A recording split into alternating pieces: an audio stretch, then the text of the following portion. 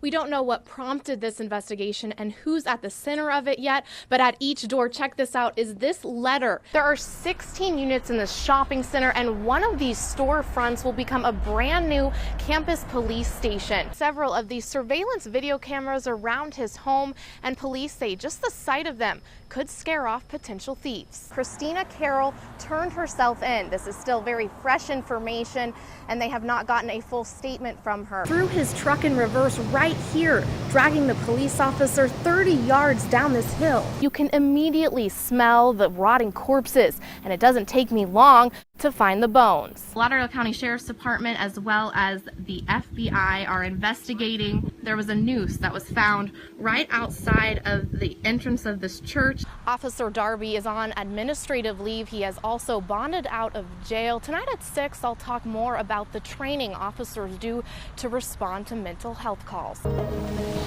Now to a first alert investigation. A Shoals firefighter says his city has gone too long without proper equipment to protect the community. Florence is struggling to keep fire trucks on the road because many of them keep breaking down. Our Lauren Scharf spoke with city leaders and that firefighter about all of this. Lauren, why is the firefighter coming forward and talking now? Well, Kim, this firefighter wants to remain anonymous. He's, fear of losing his job, but wants the truth to be told. And he hopes by sharing what's really going on inside the department will bring change not only for his other brothers at the stations, but for the safety of his city. Makes it tough to want to come to work and do your job when you don't have the equipment to come do it with. This veteran firefighter currently works for the Florence Fire Department. He says for the last 3 weeks, most of the stations haven't been equipped with fire trucks. For parts of this week, Station 3 and Station 2 had only SUVs. The public's been misled to say our response times have not been affected and that we've had adequate trucks to cover our stations has been misleading. We still have plenty of men in the stations, but we don't have the trucks to put them on. Florence has 5 stations scattered across the city. Multiple trucks have broken down at the same time, forcing them to move around the few trucks they have left. We were down to 2 engines, a ladder truck, and a rescue truck. One house fire would have had everything tied up. A second house fire, we wouldn't have had anything to respond.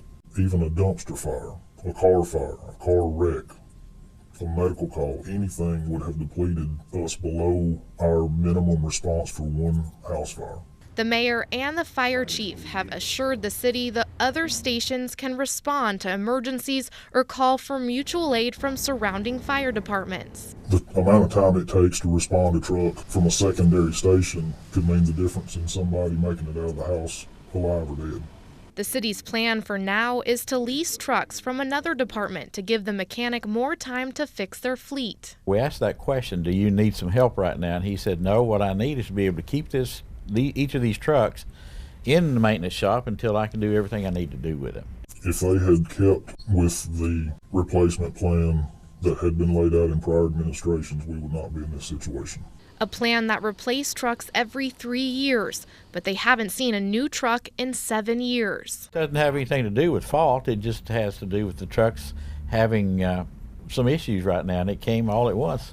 We run these trucks every day, and we got 5 stations. They're all covered right now, and we'll keep going. The current administration has neglected to worry about what's coming in the future and only worried about the day-to-day running of the fire department. And if you're not planning for the future, when you've got, $500,000 trucks to replace, you get caught with your pants down like we have now. A firefighter from another city but lives in Florence says he's noticed the fire trucks missing. A lot of my neighbors have been coming to me, business owners have been asking me, you're a firefighter, so explain this to us. What's really going on? Philip Williams says he went to the fire chief with his concerns but doesn't feel like he was heard. It's all about accountability and the public and public safety. When you dial 911, when your house is on fire, you expect to see a fire truck pull up. I feel uneasy for the whole community. Although this Florence firefighter says their department is limited, they'll do all that they can. I think most of the city leaders are way out of touch with what's really going on within our department. City leaders can only go by what is brought to them from the department heads, and currently I don't think our department head is really in touch with what's going on within our department. Another message from this firefighter. He hopes people pay better attention to their closest fire station and see if there is a fire truck or an SUV in its place. If so, take extreme fire caution. A major raid just across the Alabama state line. Federal agents searched the office of a doctor known to be the nation's top opioid prescriber. The raid comes just 1 week after a Raycom Media national investigation into Dr. Mark Murphy. WFF 48's Lauren Scharf was there as agents raided his office. Many people here in Lewisburg, Tennessee told me that this parking lot behind me was always completely packed. 3 women I spoke with today told me that they came as far away as Decatur and Coleman to get their meds refilled. I cannot believe this, and I need my medicine. Many of Dr. Mark Murphy's patients were visibly upset to find federal agents raiding his office.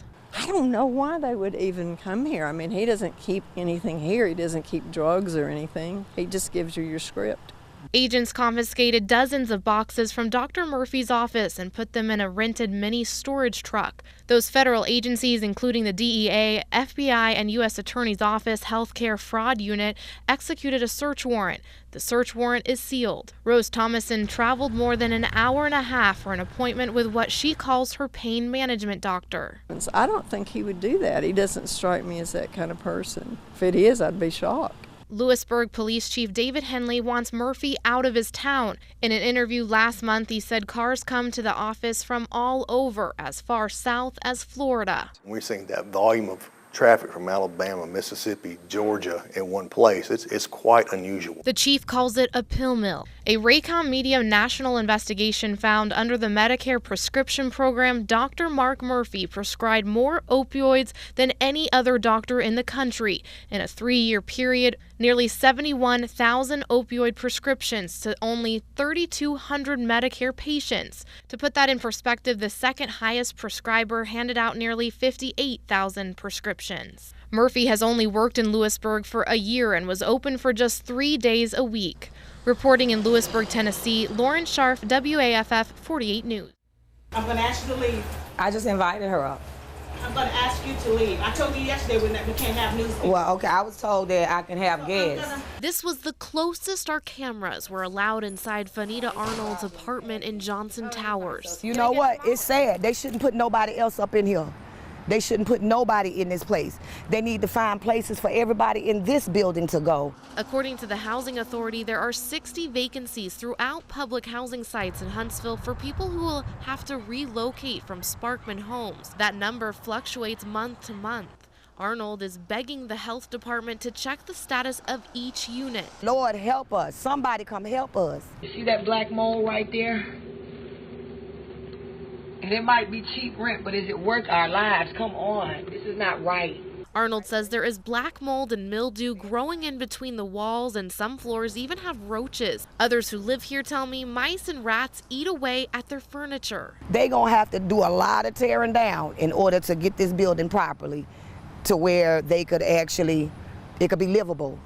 And by the time you do that, you might as well just tear the building down and fix another one. But it looks cute outside, it really does. Arnold tells me calls for help aren't answered fast enough. You can make a call for maintenance to come and fix something, and it takes forever for them to fix something, if they fix it. She believes it's past the point of repair. This is messing with my health, literally. My health, literally. Arnold plans to move out, but she worries about others who can't. It's about some of these elderly people that can't really, they ain't got nothing else that they ain't got their health and strength to get up and, go. They ain't got the fight in them, and I really don't have it, but by the grace of God, I'm still standing. Arnold spoke with me because she felt she had a moral obligation to tell the truth of what's really going on living in public housing. Since visiting Johnson Towers and Sparkman homes, I've been flooded with emails and texts with complaints about the unsafe living conditions.